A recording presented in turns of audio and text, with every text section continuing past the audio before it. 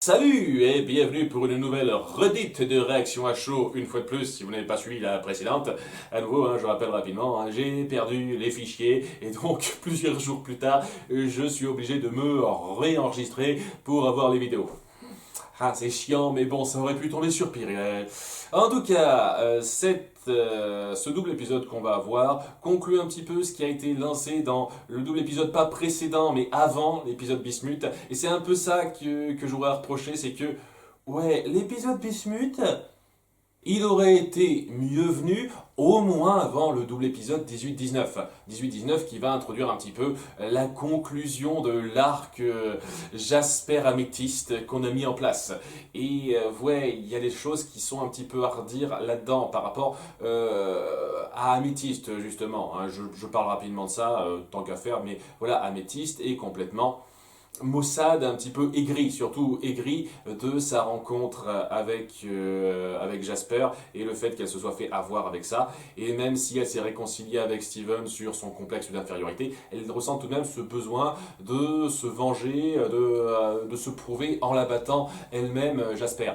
Ce qui est honnêtement un peu bizarre parce que voilà, on rapporte totalement maintenant Jasper à un conflit avec Améthyste. Mais totalement. Et c'est comme ça qu'elle va être définie à peu de choses près, sauf à la fin, dans sa conclusion. Ce qui fait que ça fait un peu bizarre pour moi.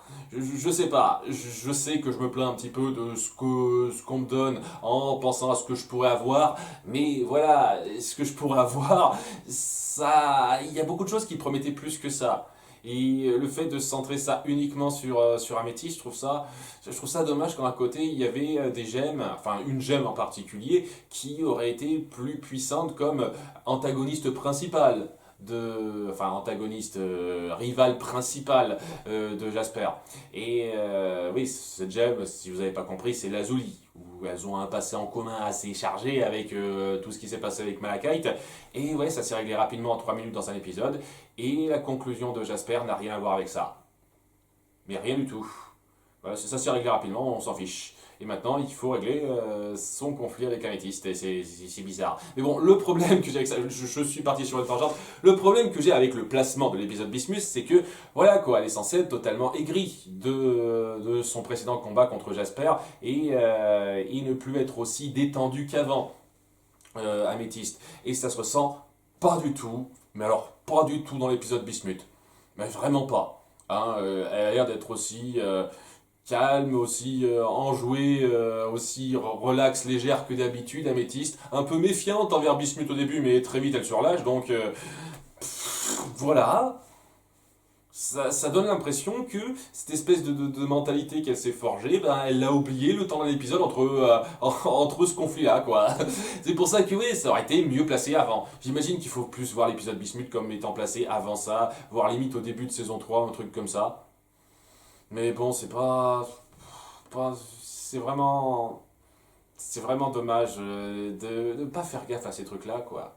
Vraiment. En tout cas, oui, ça va être quand même tout à fait satisfaisant en soi, en dépit de mes plaintes que j'ai, parce que voilà, la conclusion va être plutôt bonne, plutôt bien menée.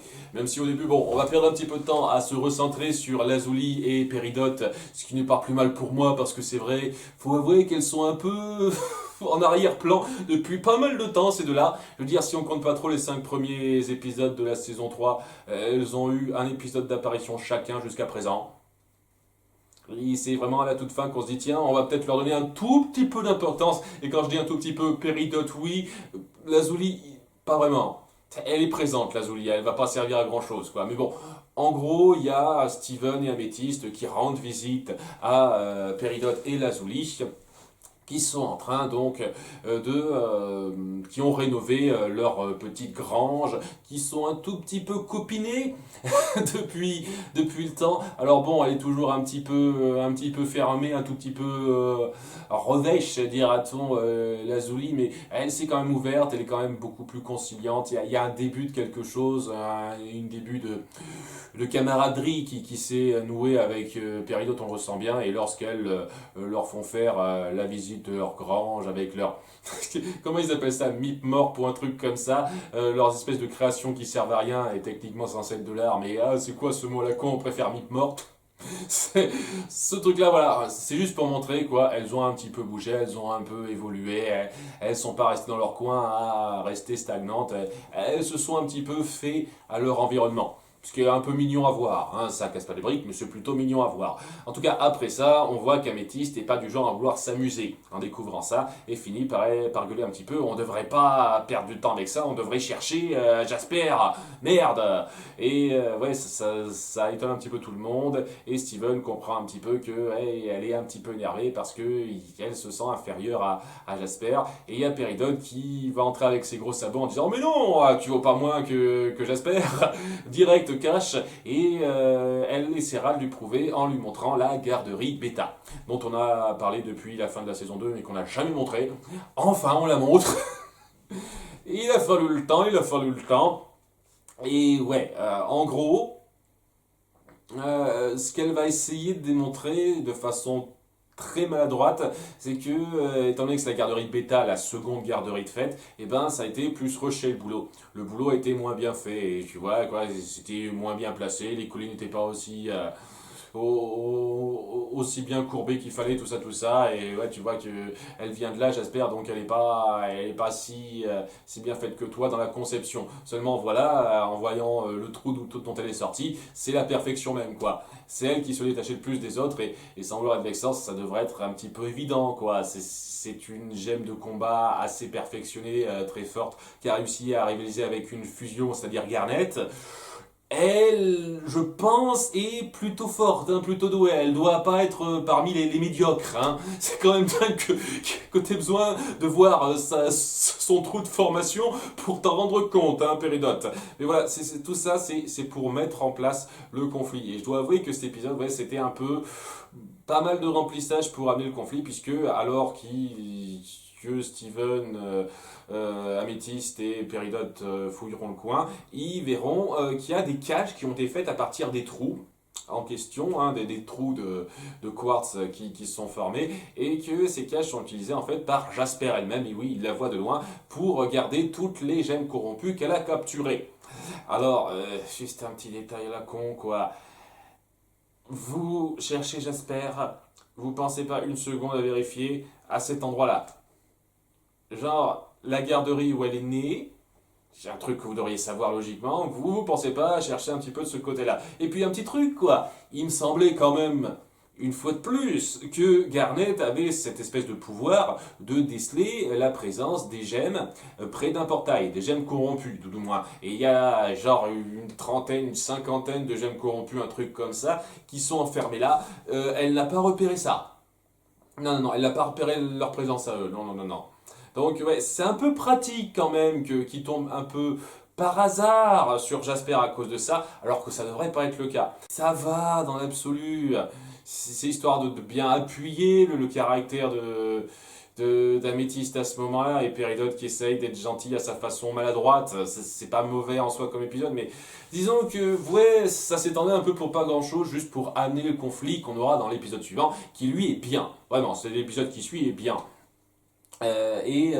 Oui, on va voir donc nos trois héros qui sont là et Peridot et Steven qui se disent on va rebrousser chemin et prévenir les autres, mais Améthyste dit non, je vais la combattre toute seule, je vais me prouver, tout ça. Bon, on a mis en place le fait que ça l'a convaincu d'avoir vu toutes ces gemmes qui sont pas aussi parfaites de naissance que Jasper, de les représenter pour prouver qu'elle peut la battre. Et donc, lorsqu'elle se met face à elle pour la combattre, elle n'y arrive pas. Elle essaye de se débrouiller comme elle peut, mais ça passe bien, ça passe pas. Et ouais, il y a Steven qui essaie de l'aider, elle dit non, je veux pas de ton aide, elle est fière et tout, mais au bout d'un moment, elle finit par craquer, au bout du compte, je vaux rien, tout ça. Mais il y a Steven qui lui dit, écoute, t'essayes de te comparer à elle, mais tu n'es pas comme elle. Tu es toi, tu es plus comme moi que comme elle. Parce que voilà, on est un peu des erreurs de la nature tous les deux, on ne devrait pas exister. Toi, t'es né 500 ans trop tôt, moi, je suis une fusion, je suis un mélange gemme humain. on est tellement des cas à part, on est des outsiders l'un comme l'autre. Il faut que tu acceptes que tu n'as pas à être exactement comme elle et à te comparer à elle. C'est pas la bonne chose. Et en comprenant ce que veut véhiculer Steven pour la faire sortir de sa peine, de l'espèce de courroux qu'elle a, elle finit par ravaler un petit peu sa fierté et dans cette confiance qui s'est créée, ils se mettent à fusionner. La première fusion entre Steven et une gemme. Alors ça ne me surprend pas que ce soit avec Améthyste, c'était le choix le plus évident. Disons qu'en termes de personnalité, c'est ceux qui se retrouvent le plus techniquement. Donc ça, c'est un peu logique que ce soit les premiers à faire ça. Cela dit, je m'attendais vraiment à ce que ça vienne plus tôt, hein. Pas à la fin de la saison 3, alors qu'il reste que 2 saisons après, quoi. Et oui, la saison 1 était déjà très grande, donc ouais, c'est un peu étonnant que ça vienne que maintenant, ça. Alors que oui, il y a tellement de possibilités de fusion. Mais j'imagine aussi que ça amène pas mal de réflexion sur les looks à donner, les aspects à donner. Et je vais être un petit peu méchant par la suite, mais ouais, le look de la nouvelle fusion, je suis pas fan, hein. Pas super fan. Alors, ça s'appelle Smoky Quartz. Je sais pas d'où elle a sorti ça exactement, la logique derrière ça. Mais bon, Smoky Quartz, qui est donc... alors, en termes de physique, déjà, ça passe sans plus. Mais j'ai un problème particulier avec, d'une part, la couleur. C'est terne, c'est moche, c'est pas une couleur qui passe bien, je trouve, comme teint de peau, personnellement. Et surtout, 3 bras. Ça fait bête de foire, quoi. Ça passe pas super, je trouve, hein. Et lorsque on m'a repris, quand je me suis un peu plaint de la logique de formation de Malachite, et il y a quelqu'un qui m'a dit en commentaire, mais ouais, tu sais que c'est pas particulièrement harmonieux comme fusion, il y a qu'à voir le physique. Et j'ai envie de dire, quoi? Qu'est-ce qu'il y a de pas harmonieux le physique? Parce qu'elle est sur 4 pattes, elle rampe, mais quand même, elle a des bras et tout. En dehors de ça, elle a juste 4 jambes au lieu de 2. En quoi c'est pas particulièrement harmonieux, ça? C'est beaucoup plus harmonieux qu'un truc à 3 bras, je suis désolé, hein. En dehors de ça, elle est tout à fait normale, je trouve même qu'elle a un joli look, hein, Malachite. Là, je sais pas, un Smoky Quartz, c'est en gros une gemme un petit peu en embonpoint qui a une taille un peu normale par rapport à nous et qui a un 3e bras qui lui pousse. C'est censé être harmonieux, ça, pour vous? Physiquement, bah, je trouve ça beaucoup moins harmonieux que Malachite, hein, sincèrement. Donc, ça rend pas super bien physiquement. C'est dommage, hein, visuellement, on pouvait faire mieux. C'est la fusion la moins, la, la moins marquante, celle qui marche le moins visuellement pour l'instant, je trouve. Enfin, en tout cas, ouais, ils finissent par se battre contre Jasper et bien entendu, là l'a supplanté facilement en étant en harmonie tout ça avec leur arme qui est un yo-yo. Techniquement c'est logique, c'est une fusion du fouet et du bouclier, ça fait un peu un yo-yo quand on y pense, hein. C'est plutôt intelligent, c'est plutôt malin. Et voilà, ils finissent par la battre. Jasper se sent totalement dépité par ça et se dit merde, hein, à chaque fois c'est des fusions et elle force. Alors la dernière gemme corrompue qui reste en cage de ce qu'on en voit parce que avec ses pouvoirs il y a Smoky Quartz qui a libéré tous les autres, enfin toutes celles qu'on voit en tout cas, il n'en reste plus qu'une et elle force cette gemme là qui reste, cette gemme corrompue là, à fusionner avec elle. Alors il n'y a absolument rien de consentant ou d'harmonieux là-dedans. C'est quoi la logique de la fusion, bordel de cul, quoi? Je veux dire, même dans le cas de Malachite, on pourrait quand même voir qu'il y a un commun accord. Au moins, elle dire, ouais, Jasper, elle accepte de fusionner avec elle. Donc, il y a ce but commun, mais même pas, quoi. Il y a la gemme corrompue qui veut clairement pas ça, et pourtant, Jasper peut la forcer. Ça veut plus rien dire. C'est quoi la règle, putain, de cette fusion, quoi? Voilà, la fusion, ça arrive quand quelqu'un le veut et qu'il le souhaite très fort, en gros. Même pas un des deux. Il y en a un qui le veut, il le souhaite très fort et ça va. Voilà, c'est ça la règle de la fusion, merde. Enfin bon, voilà quoi. Elle forme donc cette espèce de fusion corrompue et elle la maîtrise pas très bien, surtout que ça reste pas bien en place puisque c'est pas harmonieux. Mais si c'est pas harmonieux, ça devrait pas marcher dès le début, sans vouloir être vexant. Donc au bout d'un moment, très vite, ça ne marche plus, ça défusionne et la gemme corrompue finit par se barrer est à son tour. Donc Jasper est totalement dépité une fois de plus, se dit merde, aucune fusion ne veut rester avec moi, personne ne veut fusionner avec moi pour de bon, et elle finit par être totalement atteinte par la corruption. En ayant fusionné avec une gemme corrompue, eh ben, elle finit par être corrompue elle-même et ça finit par s'étendre assez vite à son corps. Il y a Steven qui veut être quelqu'un de très clément, en dépit de tout ce qu'elle a fait Jasper en voulant l'aider. Et c'est là qu'on a un passage que j'aime beaucoup, où Jasper refuse totalement la pitié. Et elle voit un petit peu dans l'approche de Steven ce qu'elle reprochait avant à l'approche de Rose. C'est-à-dire, quoi, tu profites du fait que t'as mis une gemme à mal où il lui reste plus aucune option pour la rattraper, pour la gripper et la mettre de ton côté, c'est ça. Je ne veux pas faire partie de ça. Je ne veux pas être un lot de consolation. Je ne veux pas suivre une dernière consolation que tu me donnes, je veux être un petit peu moi-même. Elle prend même un petit peu à part Péridot qui est là, je rappelle qu'elle est là, Péridot, hein, pour dire ouais c'est comme ça que vous l'avez eu en fait, quoi. Vous l'avez mise plus bactère en lui donnant pas d'autre choix, et c'est comme ça que vous l'avez mis de votre côté, dans votre poche. Moi je veux pas être comme ça. Et là, Péridot, elle se met un petit peu en avant, parce que oui, j'avais un petit peu peur, je vous cache pas, dans cet épisode, qu'elle soit juste là pour le gag, pour être un petit peu ridicule en essayant d'utiliser son pouvoir de maîtrise du métal sans y arriver. Mais non, non, elle a un rôle, elle joue un petit rôle. C'est bien d'appuyer aussi qu'il y a ce passif-là, hein, entre Péridot et Jasper, où elle dit que oui, certes, il y a ça, mais si je vis ici, si je protège le coin, c'est parce que j'aime vivre ici. J'ai une vie en fait. Je me sens accompli d'une certaine façon, quoi. Elle montre bien qu'elle a été jusqu'au bout de sa conversion, entre guillemets, de son acceptation de ce monde qu'elle veut prouver, qu'elle veut sauver. Là où à la fin de la saison 2, elle était prise vraiment dans un étau, je fais un choix entre ci et ça, et j'ai apparemment pas de possibilité entre deux. Là, elle a totalement embrassé cette voie-là. Et j'aime bien ce moment de confirmation du personnage. C'était très bon, ça, vraiment. Mais bon, voilà, elle décide de totalement laisser tomber l'aide qu'on veut lui apporter, j'espère, et finit par être détruite, se transformer en gemme corrompue, détruite par Péridot qui finit enfin par bien maîtriser son métal et la planter pour la faire pouffer. Et ouais, donc c'est histoire de dire quoi, on l'a pas juste rendu un petit peu ridicule pour le plaisir du gag, on a amené ça quelque part, c'était plaisant. J'apprécie le rôle que vous avez donné à Péridot dans cet épisode. Et voilà, c'est la fin de Jasper, une fin assez amère, où, en dépit du fait que Steven a voulu l'aider à la fin, elle n'a pas voulu être aidée. Et voilà, et c'est un cas irrécupérable là aussi, où on ne peut pas sauver tout le monde, on ne peut pas arranger tout le monde à sa cause, évidemment. Et on montre aussi un truc assez fort qui sera repris dans l'épisode suivant, et c'est seulement maintenant, je trouve ça un peu dommage, autour de Pink Diamond. Elle mentionne à un moment donné Pink Diamond, Jasper, dans son dernier souffle, entre guillemets, comme quoi elle en veut à Rose pour ça.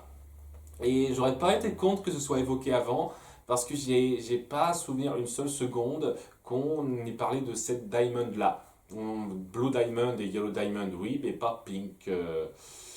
Et j'en parlerai plus en détail dans ma critique des 2 épisodes qui vont suivre, qui va sortir après. Et là que j'ai enregistré, c'est bon, j'ai le fichier, je vais pas avoir à me réenregistrer pour ça. Ouais, c'est un peu dommage qu'on ait ça. Mais en dehors de ça, c'était quand même une fin assez poignante, assez forte du personnage. Le conflit avec Améthyste, je trouve que pour un truc qu'on a mis en place sur 4 épisodes d'affilée, à peu de choses près, si on compte pas trop Bismuth, c'était plutôt bien fait. Hein. J'ai pas de grosses plaintes contre ça, même si j'aurais pas été contre qu'on ne résume pas Jasper qu'à ça durant la majorité de cette résolution, mais c'était quand même bien fait. Et voilà quoi, c'était une petite consécration de personnages. On a enfin une évolution entre Steven et Améthyste, enfin une fusion, même si je la trouve pas géniale visuellement, mais elle reste quand même satisfaisante à voir dans l'action. C'était très bon à cet égard-là. Euh, et ça se termine avec un petit cliffhanger où, en rentrant donc à la grange pour se vanter un petit peu auprès des autres, elle découvre nos trois gemmes, enfin nos deux gemmes et Steven, que les 5 rubis de l'épisode 5 sont revenus et qu'elles ont été un petit peu capturées rapidement en coup de vent par Lazuli. Donc voilà, ça s'est réglé normalement. Enfin, c'est ce que j'aurais dit, hein, si c'était en réaction à chaud, c'est pas réglé normalement, hein, on verra bien, mais ouais, voilà, le petit cliffhanger, histoire de... Et voilà, cette résolution autour de Jasper, autour du ressentiment d'Améthyste, c'était bien, vraiment. Une conclusion d'arc d'antagoniste satisfaisante. Est-ce que je pourrais en dire de même pour le double épisode qui vient ensuite? Eh ben, vous verrez la prochaine fois. À bientôt. Bye.